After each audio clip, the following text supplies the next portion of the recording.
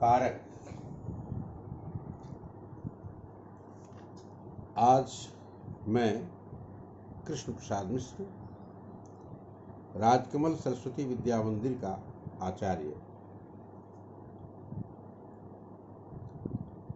कारक पढ़ाने जा रहा हूं। क्रियान्वयित्वम कारकत्वम। वाक्य में क्रिया के साथ संबंध रखने वाले पद को कारक कहते हैं। संस्कृत में कारक को विभक्ति भी कहते हैं। कारक का वाक्य निर्माण में बहुत ही बड़ा योगदान है।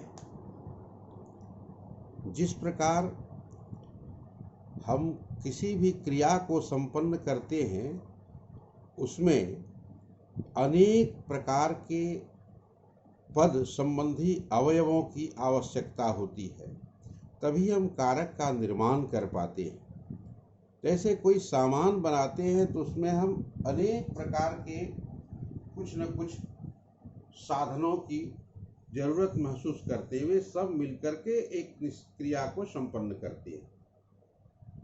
उसी प्रकार वाक्य के निर्माण में जितने भी पद आते हैं वो कुछ न कुछ अपनी भूमिका रखते हैं, जिन्हें हम कारक कहते हैं। ये कारक 8 हैं।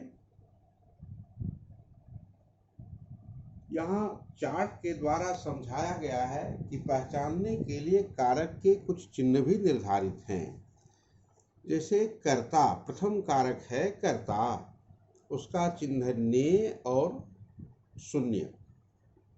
कहीं कहीं शून्य चिन्ह इसलिए कि ने चिन्ह दिखाई नहीं देता हिंदी में, उसको संस्कृत में प्रथमा विभक्ति कहते हैं। सामान्य परिभाषा ये समझनी है कि जो क्रिया करता है उसे कर्ता कहते हैं। करता है सो करता है। यथा राम पठति, प्रश्न उठता है कह पठति, कौन पढ़ता है? तो राम पठति, राम पढ़ता है।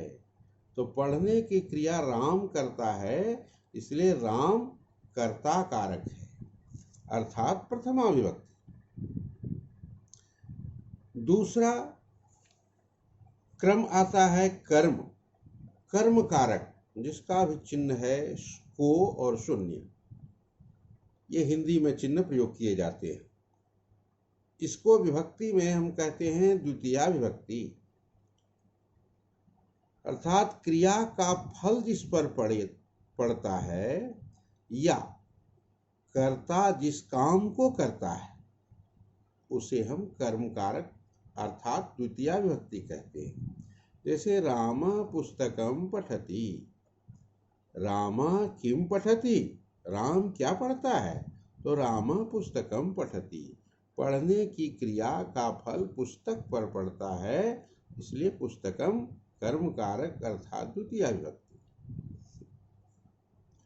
तीसरा में है करण कारक, जिसका चिन्ह है से के द्वारा।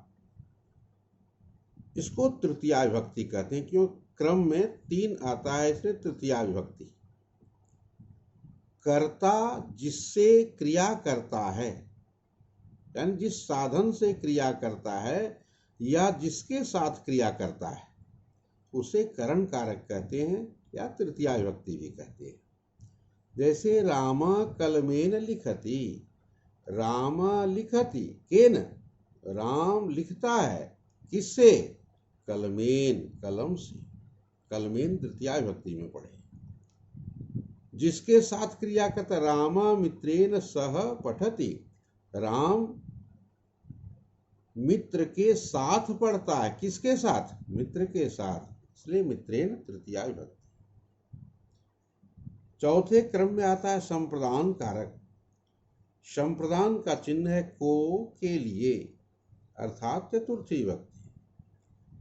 कर्ता जिसके लिए क्रिया करता है या जिसे दान देता है उसे संप्रदान कारक कहते हैं।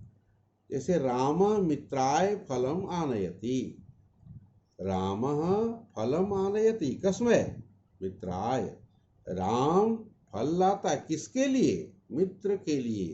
तो मित्र को चतुर्थी में पढ़े मित्राय।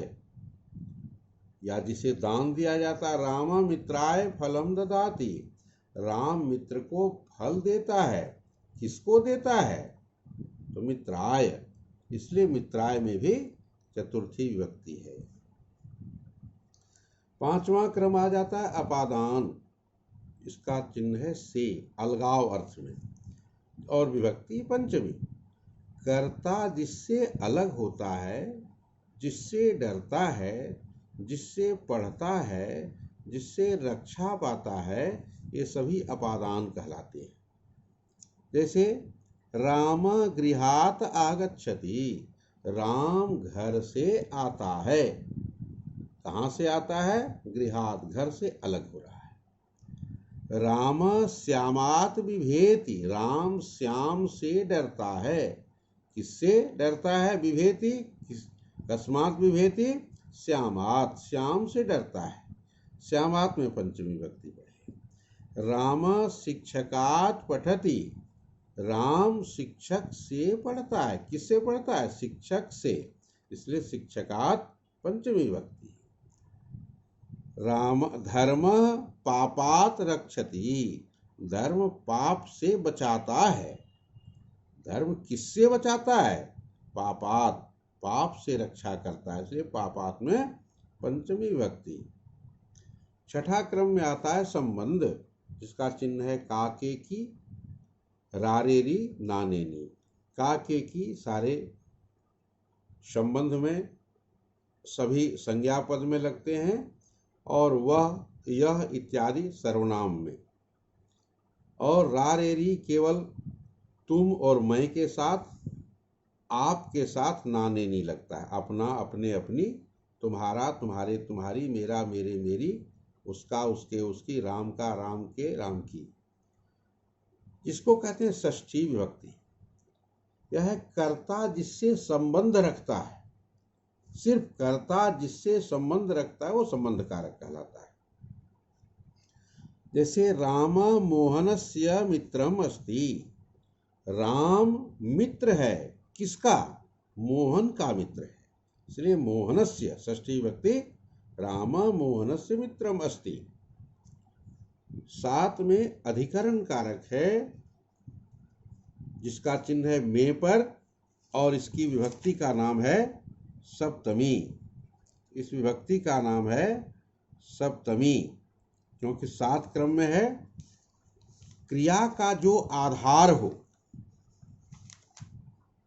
क्रिया का जो आधार हो, अब आधार अर्थात कर्ता, कर्ता जिस पर क्रिया करता है, कर्ता जिस पर क्रिया करता है वो क्रिया करने का आधार हो गया, उसको हम सप्तमी विभक्ति कहते हैं।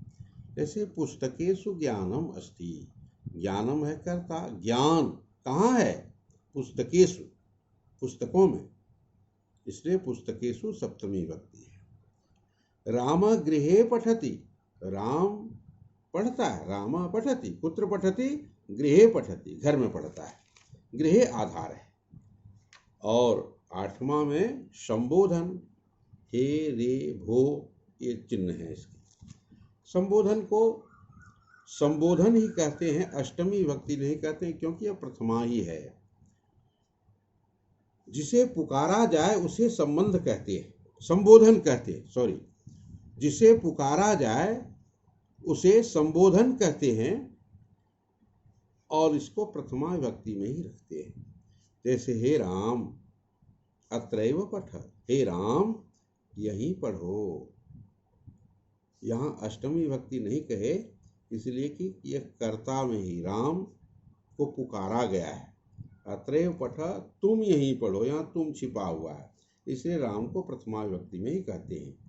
इस प्रकार हम कारक को बहुत अच्छे ढंग से समझ सकते हैं, और समझ करके बड़ी आसानी से हम अनुवाद में इसका प्रयोग कर सकते हैं। और कारक की सही जानकारी है तो अनुवाद है, समास है, अन्य हर जगह वाक्य की रचना में कारक की बहुत बड़ी भूमिका होती है। इसलिए कारक को बहुत अच्छी तरह से लोगों को जानना चाहिए।